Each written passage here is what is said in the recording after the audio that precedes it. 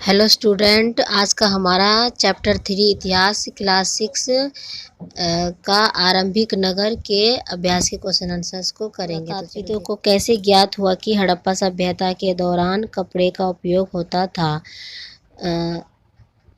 तो आंसर देखते हैं। पुरातात्विदों को कपड़े के टुकड़े के अवशेष, चांदी के एक फूलदान के ढक्कन तथा कुछ अन्य तांबे की वस्तुओं से चिपके हुए मिले। पुरातात्विदों को कपड़े के टुकड़े के जो अवशेष हैं वो चांदी के एक फूलदान के ढक्कन तथा कुछ अन्य तांबे की वस्तुओं से चिपके हुए मिले। पकी मिट्टी तथा फेयंस से बनी तकलियाँ सूत कताई का संकेत देती है। पक्की मिट्टी और फेयंस से बनी तकलियाँ जो है सूत कताई का संकेत देती है। फेयंस क्या होता है? फेयंस पत्थर व शंख तो प्राकृतिक रूप में तैयार मिलते हैं, लेकिन फेयंस को तैयार करना पड़ता है। यह बालू व स्टफिंग के पत्थर के चूर्ण को गोंद में मिलाकर उसमें से वस्तुएं बनाई जाती है और उसके बाद फिर उसे तैयार उसमें पॉलिश करा जाता है। तो पॉलिश का कलर नीला व हल्के समुद्री हरा होता है। इसे हम बाले, बर्तन, इस तरह की चीज़ें बनाते हैं। तो फेंस से बनी वस्तु है तकलिया सूत कताई का संकेत देती है। अब हमारा क्वेश्चन है सेकंड, हमें निम्नलिखित का सुमेलित करना है।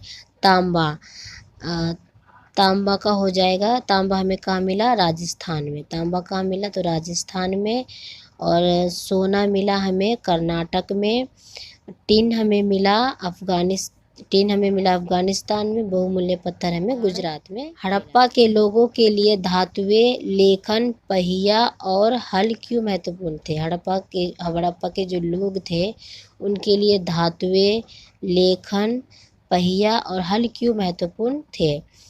तो धातुएं, पुरातात्विदों को धातु की बनी हुई कई वस्तुएं प्राप्त हुई। पुरातात्विदों को धातुएं की कई वस्तुएं प्राप्त हुई। में तांबा, कांसा, सोना व चांदी भी सम्मिलित है। तांबे और कांसे का प्रयोग औजार, हथियार, जवाहरात व बर्तन बनाने में किया जाता था। तांबे और कांसे का प्रयोग औजार, हथियार, जवाहरात व बर्तन बनाने में किया जाता था, और जबकि सोने व चांदी का प्रयोग जेवर व हथियार बनाने में किया जाता था। अब हम लेखन देखते हैं। लेखन का प्रयोग, तो हड़प्पा के नगरों में लिपिक भी होते थे जो मोहरों पर लिखते ही थे। मोहरों पर तो लिखते ही थे। हड़प्पा के नगरों में लिपिक भी होते थे जो मोहरों पर लिखते ही थे, और शायद अन्य चीज़ों पर भी लिखते होंगे जो बच नहीं पाए। हड़प्पा की सभ्यता के नगरों में लिपिक पाए जाते थे जो मोहरों पर लिखते ही थे, और फिर शायद अन्य चीज़ों पर जो कि बच नहीं पाए। पहिया, वे पहिया का प्रयोग किस तरह करते होंगे? तो पहिया वाले वाहनों से सामान का आना जाना होता था और यातायात भी होती थी। हल का प्रयोग खेतों को जोतने और बीज की बुआई करने में काम आते थे। अब हम देखते हैं क्वेश्चन, आओ चर्चा करेगा। इस अध्याय में पकी मिट्टी से बने सभी खिलौने की सूची बनाओ। पकी मिट्टी यानी टेराकोटा से बने सभी खिलौने की सूची बनाओ। इनमें से कौन से खिलौने बच्चों को ज़्यादा पसंद आए होंगे? हड़प्पा के नगरों में पक्की मिट्टी यानी टेराकोटा से बने कई खिलौने मिले हैं। अधिकतर खिलौने जानवरों के आकार में प्राप्त हुए हैं। कई खिलौने मिले हैं तो अधिकतर खिलौने मिले हैं जानवरों के आकार में, जिसमें बच्चे खेलते होंगे। क्वेश्चन 5, हड़प्पा के लोगों की भोजन सामग्री की सूची बनाओ। हड़प्पा के लोग किस तरह के भोजन करते थे उसकी सूची बनाओ। आज इनमें से तुम क्या क्या खाते हो, निशान लगाकर बताओ। तो हड़प्पा के लोग खाते थे गेहूँ, जौ, दालें, मटर, धान, तिल और सरसों। आज हम ये सारी चीज़ें खाते हैं, तो आज भी हम ये सारी चीज़ें खाते हैं। हड़प्पा के निवासी बेर जैसे फलों को इकट्ठा करते थे। हड़प्पा के निवासी बेर जैसे फलों को भी इकट्ठा करते थे। मछलियाँ पकड़ते थे। बेर जैसे फलों को इकट्ठा करते थे, मछलियाँ पकड़ते थे और हिरन जैसे जानवरों का भी वो शिकार किया करते थे। हड़प्पा के किसानों और पशुपालक का जीवन क्या उन किसानों से भिन्न था जिनके बारे में तुमने पिछले अध्याय में पढ़ा। हड़प्पा के किसानों और पशुपालकों का जीवन उन किसानों से भिन्न था जिसके बारे में तुमने पिछले अध्याय में पढ़ा। अपने उत्तर के कारण बताओ। तो आंसर देखते हैं।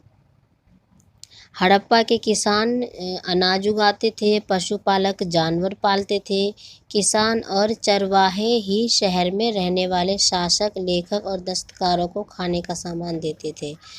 किसान चरवाहे जो है वो शहर में रहने वाले जो शासक और लेखन और दस्तकार को खाने का सामान देते थे। जबकि पिछले अध्याय में हमने किसान और चरवाहे तो थे, परंतु वे अपने उपयोग के लिए उत्पादन करते थे, अपने उपयोग के लिए करते थे, तो तब नगरों का इतना अधिक विकास भी नहीं हुआ था।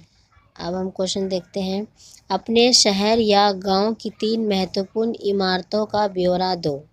अपने शहर या गांव के, अपने शहर जिस भी शहर में आप रहते हैं उसके 3 महत्वपूर्ण इमारतों के बारे में बताना है। जो आसपास जो नामी मतलब महत्वपूर्ण इमारत हो, जो जगह नाम हो जहाँ पे लोग सब घूमने जाते हैं, उस तरह के 3 इमारतों के बारे में बताना है। क्या वे बस्ती के महत्वपूर्ण इलाके में बनी है, मतलब वो किस तरह कहाँ किस बस्ती में बनी है, इमारतों का उपयोग किस लिए किया जाता है।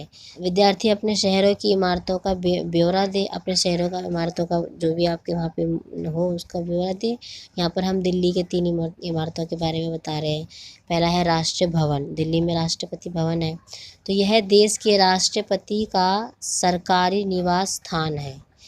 राष्ट्रपति का निवास स्थान है, राष्ट्रपति भवन में राष्ट्रपति रहते हैं, तो यह उसका सरकारी निवास है। संसद भवन, यहाँ पर जनता द्वारा चुने गए प्रतिनिधि आकर मिलते हैं। संसद भवन में क्या होता है, जो जनता द्वारा चुने गए प्रतिनिधि होते हैं वो यहाँ पर आकर मिलते हैं तथा देश से संबंधित महत्वपूर्ण विषयों पर विचार विमर्श करते हैं।